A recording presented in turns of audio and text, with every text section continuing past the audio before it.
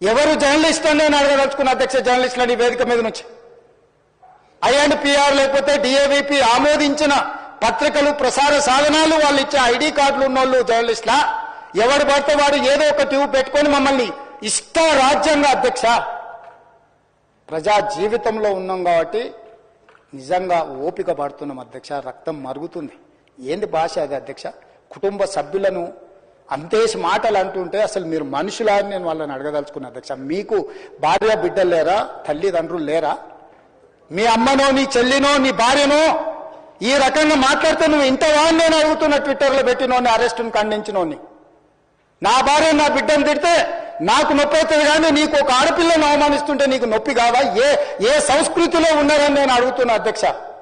తోడుకలు తీస్తే అధ్యక్ష, ముఖ్యమంత్రిగా చెప్తున్న ఒక్కనొక్కని బట్టలు పదేసి రోడ్డు మీద తిప్పిస్తా అధ్యక్ష. రాజకీయాల ప్రజా జీవితంలో ఉన్న మేము విమర్శించండి, విశ్లేషించండి, మా గురించి మాట్లాడండి.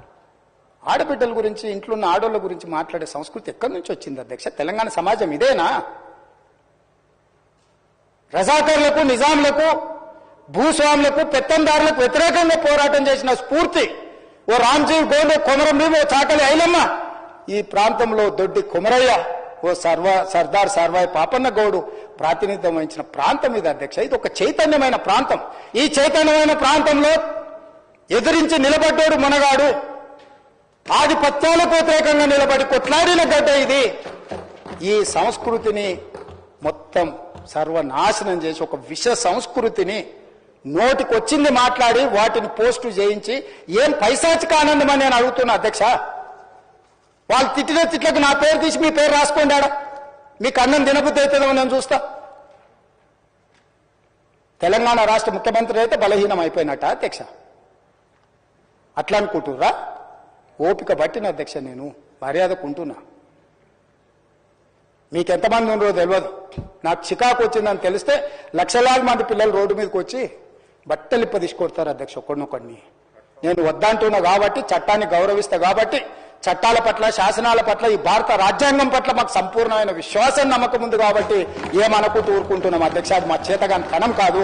చంద్రశేఖరరావు గారు నీ పిల్లలకు చెప్పు, ఇది మంచిది కాదు, నువ్వు అనుకుంటున్నావేమో ఇట్లా ఏదో చేస్తే మానసికంగా కుంగదీసి దెబ్బతీసి రాజకీయంగా ప్రయోజనం పొందుదామని నువ్వేమైనా కలలుగా అంటే నువ్వు అనుకుంటున్నావేమో. అట్లా కుదరదు చంద్రశేఖరరావు. నేను చెప్పదలుచుకున్నా, హద్దు దాటితే, మాట జారితే దాని ఫలితం ఎట్లుంటుందో అనుభవిస్తారని నేను చెప్పదలుచుకున్నా అధ్యక్ష. పదవి ఎంతకాలం ఉంటుందని కాదు, ఎట్లా ఉన్నామనే దాన్ని నేను లెక్కగడతా అధ్యక్ష. ఆత్మగౌరవం చంపుకొని పదవి కోసం లాలూచిపడి దిగజారే రాజకీయాలు నేను చేయను అధ్యక్ష. ఉన్నంత కాలమే ఉంటా, నిటారుగుంటా, నికార్సుగుంటా. ఏది పడితే అది మాట్లాడితే ఇక నుంచి ఊరుకొని నేను చెప్పదలుచుకున్నా. మీరు అనుకుంటున్నాం ఏది పడితే అది బాగా మాట్లాడితే చెల్లిపోద్ది, లేకపోతే కోర్టుకు పోతే బెయిల్ వస్తుంది, లేకపోతే ఈడిపోతే అది వస్తుంది, ఆడిపోతే ఇది వస్తుంది, మానసికంగా మమ్మల్ని దెబ్బతీసి ప్రయోజనం పొందాలని. అవసరమైతే చట్టాన్ని సవరించే పని అని చేస్తాం. ఏం భాష అధ్యక్ష? ఒకసారి మీరు చూడండి అధ్యక్ష. ఆడపిల్లలు ఆ రకమైన భాషను వాడి ఆడపిల్లలే వాళ్ళ ప్లాట్ఫామ్లలో పోస్టింగ్ చేస్తే ఇది మంచిదా అధ్యక్ష? ఏం సాంప్రదాయం? తెలంగాణలో ఇట్లాంటి సాంప్రదాయం ఎప్పుడైనా ఉందా అధ్యక్ష?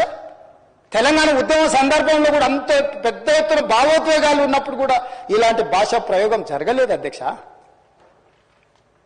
ఇదెక్కడి వింత పోకడలు, పైశాచిక ఆనందం అధ్యక్ష? వీటిని క్షమించే సమస్యనే లేదు అధ్యక్ష. నేను స్పష్టంగా చెప్పదలుచుకున్నా. చంద్రశేఖరరావు గారు వినండి, మీ పిల్లలకు బుద్ధి చెప్పండి. ఇలాంటి సాంప్రదాయం, సంస్కృతి భవిష్యత్ తరాలకు ఇవ్వదలుచుకోలేదు. దీన్ని ఇక్కడనే పాతరేయదలుచుకున్నా. ఉప్పు పాతరేస్తే ఇట్లాంటి సంస్కృతిని మీరు ప్రోత్సహిస్తే ఎవరిని వదలను.